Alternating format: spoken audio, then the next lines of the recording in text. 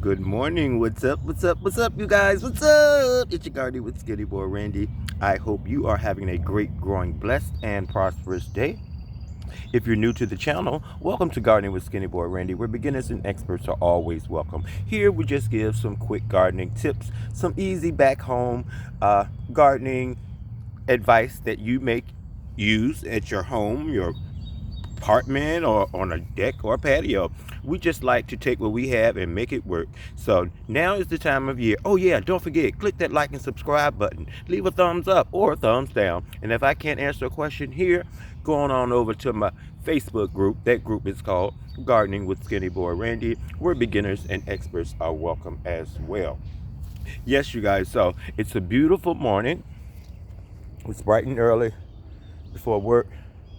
And I said, well, let me go ahead and make a video. Look at that beautiful sunrise over there. Yeah, you guys, we're here under the trellis. Now is the time of year. We're heading into summer, and things are starting to bloom. Things are starting to blossom. Things are starting to run up the trellis. Yes, you guys, this is that time of year where you really need to come out and check your garden every single morning. See all these new flowers? They will appear overnight. See? Ready to be pollinated. Each of these flowers will give you a tomato. We also have some pepper flowers over here that are starting to bloom. You see that? Hope you can see that. There we go. Yeah, you guys, so now is the time of year where you want to come out and check on all your plants and vegetables every single morning to see what flowers have opened up and what flowers have not, what flowers need to be pollinated, and what plants that are self-pollinating. Like over here, we have more tomato flowers. So in today's video, I just want to give you a quick tip on how I hand pollinate my tomatoes. Look at these babies. They're starting to turn, y'all. That time of year. Look at these beauties. Beautiful. Yep. Look at these babies over here. Doing their thing. I hand pollinated each and every one of these. Little babies coming in. Can y'all see it? Yep. Little babies coming in. Now, when it comes to tomatoes, as you can see this flower here, it has a little stem in the middle, and the pollen is all around that. And what I like to do is just take my fingers and gently tap it like that. Give it a quick tapping to spread that pollen to that stem, just like that. And this is almost a guaranteed way that you will always get your tomatoes. Here's a pepper plant. I do the same thing for my pepper plants. I take it and I give it a nice tapping. Be gentle, because that's your pepper. Then I give it a little tap, squeeze. Yep. And what I wind up with are pollinated peppers. I hand pollinated all these. There's only one on there, all these. But yeah, that one was hand pollinated. Now corn, when this grows up, it's going to tassel. And those tassels need wind for the pollen to drop from the top of the tassel down to the silks. And I'll show you that when the time comes. But here's our corn, y'all. Yep, you watched me start it from seed. And now it's all the way up to my hip. Yeah, you guys, I'm still in my robe. Have to go shower and get ready for work in a little bit. Thank God for a job. Thank God for my garden. So yeah, we have to come over here and clean this bed out. See this watermelon plant? That's running. Pretty soon it's going to start flowering, and I'll show you how to pollinate that. Now, in today's video, we're going to focus on the squash.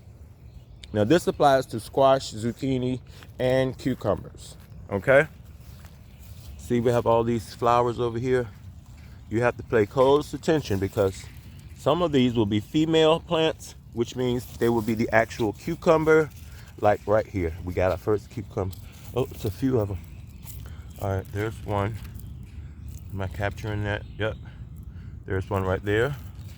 Here's another one right here. And as you can see, this is a female because it has an actual cucumber on it. Now the male plants are just the flower, just like so. Right here, this is a male plant. See? I'm trying to capture this and hold the camera to y'all. There's no cucumber on this, just a stem. That's your male. Your female has an actual cucumber on her, like that, okay? Now, with the squash and zucchini, you have to check on your garden every single morning. Peek out, you'll see things like this, wide open. That's a female plant, a female squash. And the reason that I say that, and I know that, is because there's the squash. You see it? The actual squash is right there. That's the female. Now the male flower looks just like this. There's no squash on it. It's just a stem. Let me sit the camera down. Okay. It's just a stem. Now, in order for this pollen, which is on the male, don't forget the male is just a stem, and the female is the actual squash. Okay, so when this opens up and this opens up, perfect timing. You have a male, which has the pollen inside there on the stem, and then the female, you see the inside, it's more wide, and it actually has the squash on the end. So we want to transfer the pollen from the male to the female, and it's simple and easy. Now, a lot of people save these leaves and use them for different, they fry them.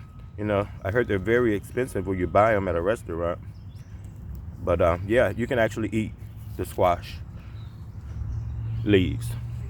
So as you can see, I gently peeled away the flowers. And now I'm simply going to transfer this pollen just into the inside of the female. And you just want to dabble it all around. Get it all the way around. Just dabble, dabble, dabble. Being very gentle. Not to break it. And you'll see the little pollen on there. Trying to get close. But yeah. And I'm just taking it and, you know, going around. And that's how you pollinate. I just pollinated my squash. Yep. And we can almost 100% guarantee that this squash plant is going to grow.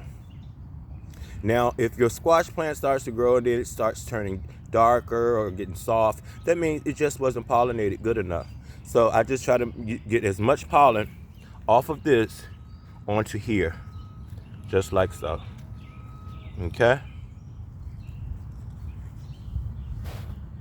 And some people actually close it up afterwards, but I'll just leave it open just in case the bees want to come by and nibble on this pollen. I want to leave it right here, and they can fly from there right in there and give it an extra boost. So that's all there is to it when it comes to hand pollinating some of your fruits and vegetables. I hope this helps you out just a little bit.